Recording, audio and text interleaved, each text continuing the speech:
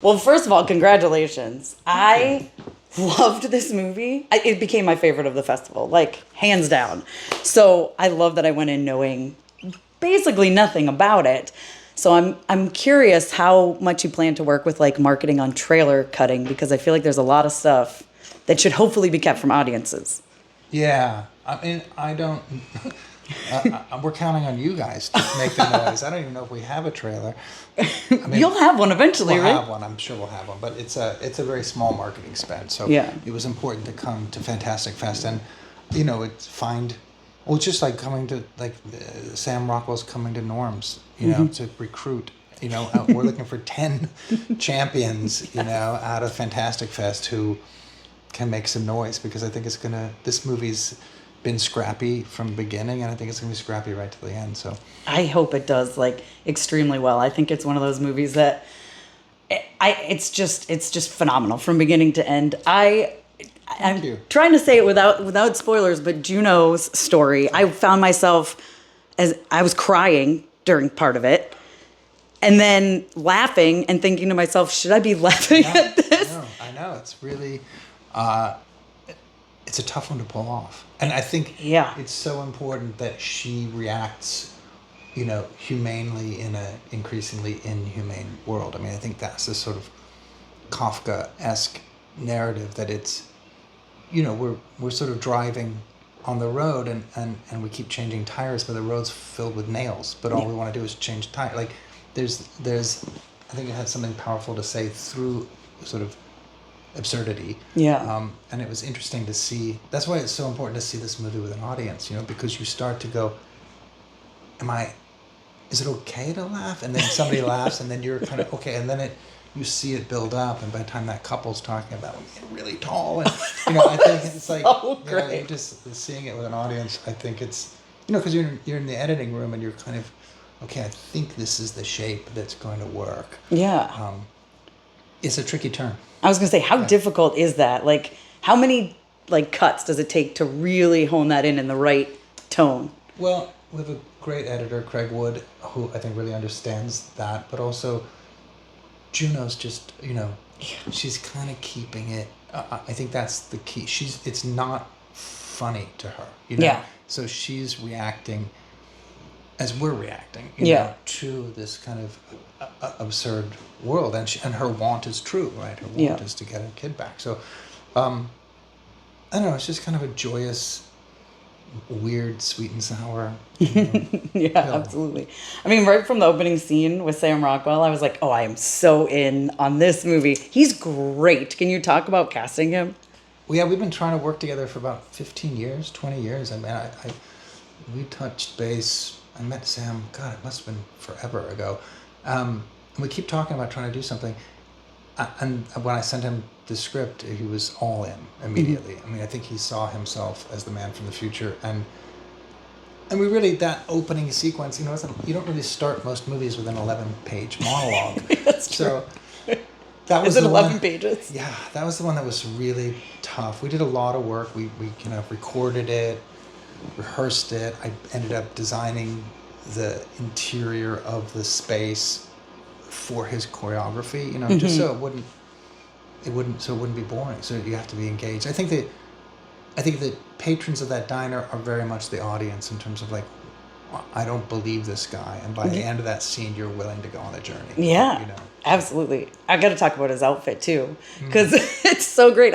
How did you come up with that, and how was it made? Well, we didn't have any money, so we actually, Yeji and my assistant and I and Garrett, we went to this place that I used to go to on San Fernando Boulevard called Apex Electronics, and it's just this like massive hardware store of used and broken shit from like old TVs and tubes and Soviet, electronics, and we just, I'll take 3 of those blue ones and one of those spinny things, and we kind of started building his suit from scratch. So it was homemade, and I think in a way that I think it's important that at the beginning of the film you feel like maybe this guy crawled out of a dumpster and wandered into Norms and was kind of one of those vagrants who maybe at one point studied Shakespeare but is sort of needs to be in a hospital. You know, there's something like a rubber band snapped somewhere. So I think you're that untrustworthy narrator.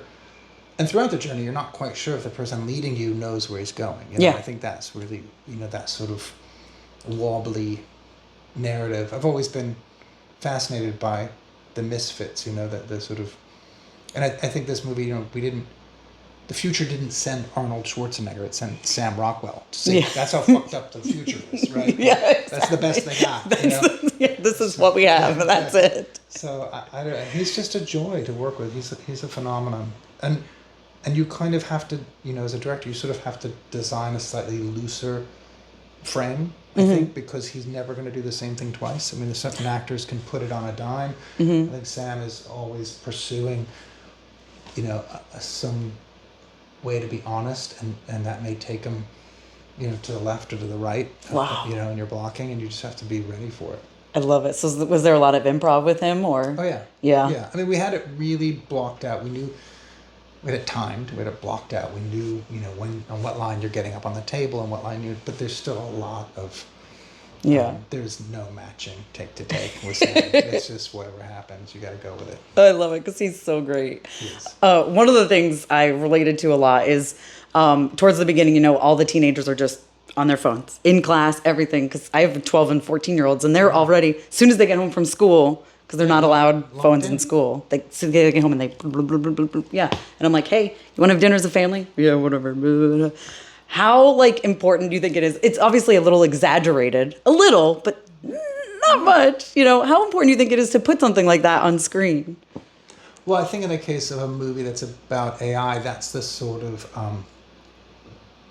that's the beginning, right? Yeah. I mean, the fact that we don't communicate with each other, yeah, I think is essential to sort of what, it fascinates me that AI is sort of right out of the gate is taking songwriting and illustration and all of these kind of what is it going to do next? It's going to breathe for us. Like there are certain things go just cure cancer, go to Mars. Like what are you doing attacking the shit that we need to do? Yeah. It's like campfire storytelling. No, we'll tell the story. It's like, no, we have to sit around a campfire and tell a story. That's what makes us human. And it's coming after that. And I think that's partly because the origins, it's sort of before pre-sentient moment is sort of studying our user profile. Like, it's like, how do we keep humans engaged? What are they buying? What are they like? It was tasked with sort of creating algorithms for how to keep people engaged. And I think it's, I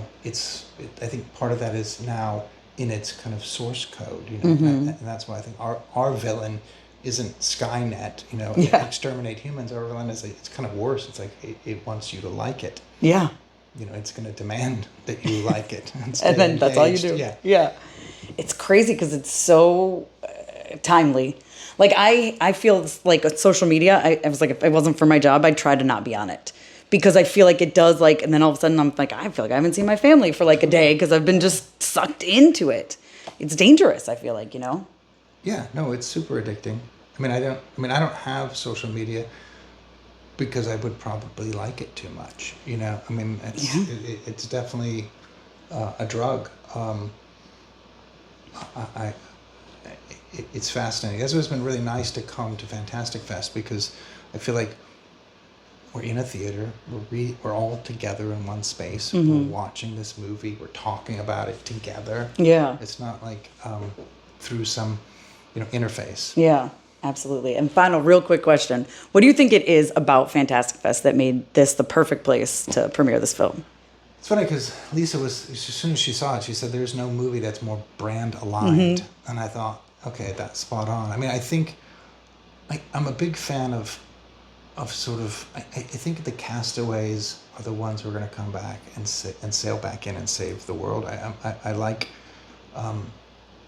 misfits. I like, the anti-hero. I think there's something about that Norm's Diner. It's not movie stars and it's not, the military. It's norms. And I think something about, Fantastic Fest is like, these are the champions. Like this is where this movie, this is where we're going to find the heroes for this story. It's at this place, and just talking with with everybody. I feel like we all kind of have a kinship, you know, Mm-hmm. for like what we like. Absolutely. Well, again, congratulations. It's my favorite of the festival. I can't wait for everyone to see it. I'm going to tell everybody see it. Please, and just go in and on the big screen with a theater of people that literally have no idea what they are in for. we need your help. Yes. Well, I'm championing this all the way. Don't worry. Thank you so much. Thank you. It was lovely to